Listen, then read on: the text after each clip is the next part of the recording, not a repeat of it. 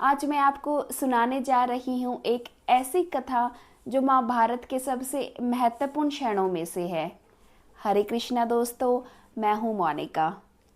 यह कहानी सिर्फ युद्ध की नहीं बल्कि सत्य, धर्म और भगवान श्री कृष्ण के अद्भुत स्वरूप की है।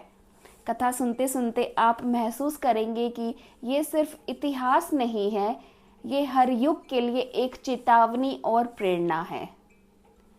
कृष्ण ऐसे ही अपनी समीक्षा का अवसर देते हैं।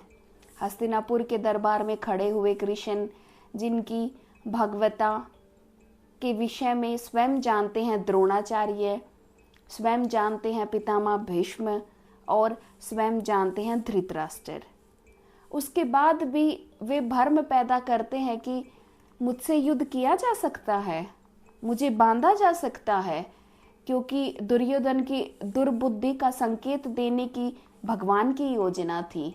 आप सब जानते हैं बचपन में एक बार द्रौपदी, जो यज्ञ की अग्नि से निकली थी, जिनके शरीर में सुगंध आती थी, भारतीय स्त्रियों की इतिहास की सबसे दीप्तिमान चरित्र। बल्कि द्रौपदी जैसी स्त्रियों की आवश्यकता थी। अपने केशों पर अगर कोई निर्जील हाथ डाल दे तो उसकी छाती फाड़ देने का साहस पैदा कर दे।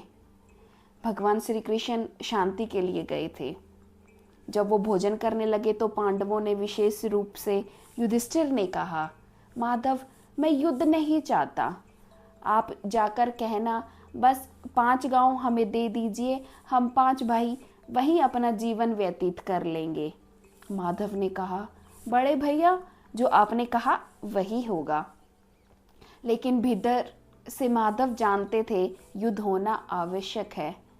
वे चाहते थे निरंकुश शासकों के छोटे छोटे राज्य विलीन हो और एक अखंड भारत का निर्माण हो, क्योंकि शांति तब तक नहीं आती जब तक सुख भाग सब में समान न हो, न किसी को अधिक और न किसी को कम। द्रौपदी ने कृष्णा को याद दिलाया, कहा ना, याद है तुम गर्मी की छुट्टियों में हमारे घर आए थे, तुम मुझसे चौसर में हार गए थे और मैंने कहा था इस हार का एक दिन बदला लूंगी। कृष्णा मुस्कुराई।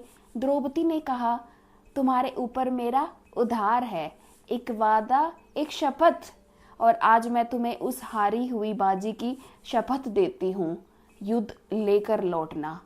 कृष्णा को पहले से ही पता था कि युद्ध निश्चित है, लेकिन दुर्योधन जैसे मूड को अंतिम समय तक समझाना आवश्यक था, ताकि जगत को पता चले कि यह व्यक्ति पिटने योग्य है।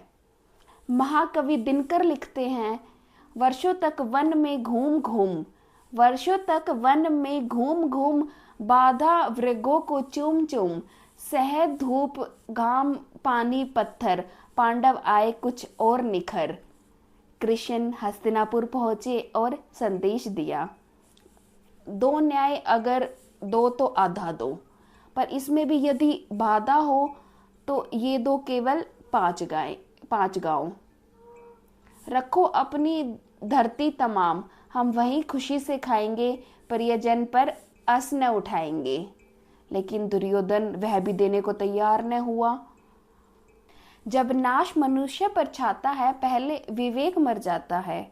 हरि ने भीषण हुंकार किया, अपना विराट स्वरूप किया। डगमगाए दिग्गज भीष्म जैसे ज्ञानी भी मूर्छित हो गए।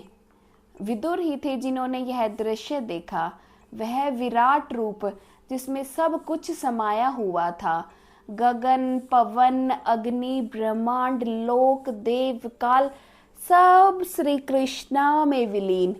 कृष्ण कह रहे थे, अगर मुझे बांधना है तो पहले अनंत गगन को बांधो। मैं वही कन्हैया हूँ जो दुर्योधन को यह विराट रूप दिखा सकता है, और मैं वही कन्हैया जो यशोदा के आंगन में रस्सी से बंध कर रो सकता है। तो मित्रों, यही है श्री कृष्णा, जो ब्रह्मांड को अपनी मुट्ठी में समेट सकते हैं और फिर भी प्रेम से बंध सकते हैं, जो अधर्म का अंत करने के लिए युद्ध रचते हैं लेकिन शांति के अवसर भी देते हैं। यह कथा हमें याद दिलाती है, अहंकार कितना भी बड़ा क्यों ना हो, अहंकार कितना भी बड़ा क्यों ना हो, सत्य और धर्म के आगे टिक नहीं सकता। और जब समय आता है तो भगवान स्वयं न्याय करते हैं। अगली बार जब आप श्री कृष्णा का नाम ले तो याद रखिए, वही विराट रूप के स्वामी, वही माखन चुराने वाला नंद लाला है। बड़े हो तो ऐसे और छोटे हो तो ऐसे।